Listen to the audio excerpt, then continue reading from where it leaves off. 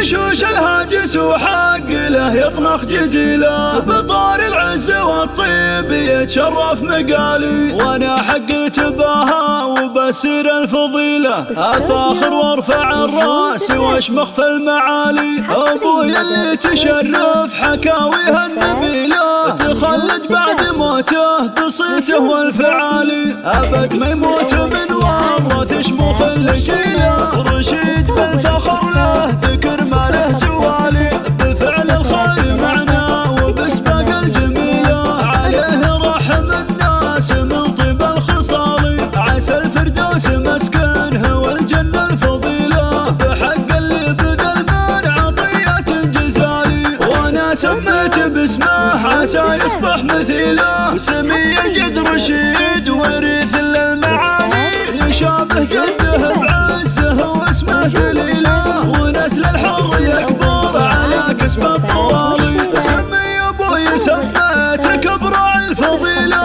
عسى تاخذ مزاياه والنهج المثالي، سمي من نواخر كاد شيال ثقيله، وجدك رشيد الجود به مضرب مثالي، بجدك فخر وابوك عز ما بديله، فيصل نسل الميامين معروف الفعالي، ويا رشيد بن فيصل ربعك ونعم القبيله، قبيلتكم عتيبه مجدهم اول وتالي، يشوش الهاجس وحق له يطنخ جزيله، بطار العز والطيب يتشرف مقالي، وانا حق تباها وبسير الفضيله، افاخر وارفع الراس واشمخ في المعالي، ابويا اللي تشرف حكاويها النبيله، تخلد بعد موته بصيته والفعالي، ابد ما يموت من ورث شموخ الجيله، رشيد بالفخر له ذكر ما له زوالي، بفعل الخير معنا وبسباق الجميله، عليه رحم الناس من طيب الخصال، عسى الفردوس مسكنه والجنه الفضيله، بحق اللي بذل من عطيه جزالي، وانا سميت باسمه عسى يصبح مثيله، سمي الجد رشيد وريث للمعالي، يشابه جده بعزه واسمه دليله، ونسل الحر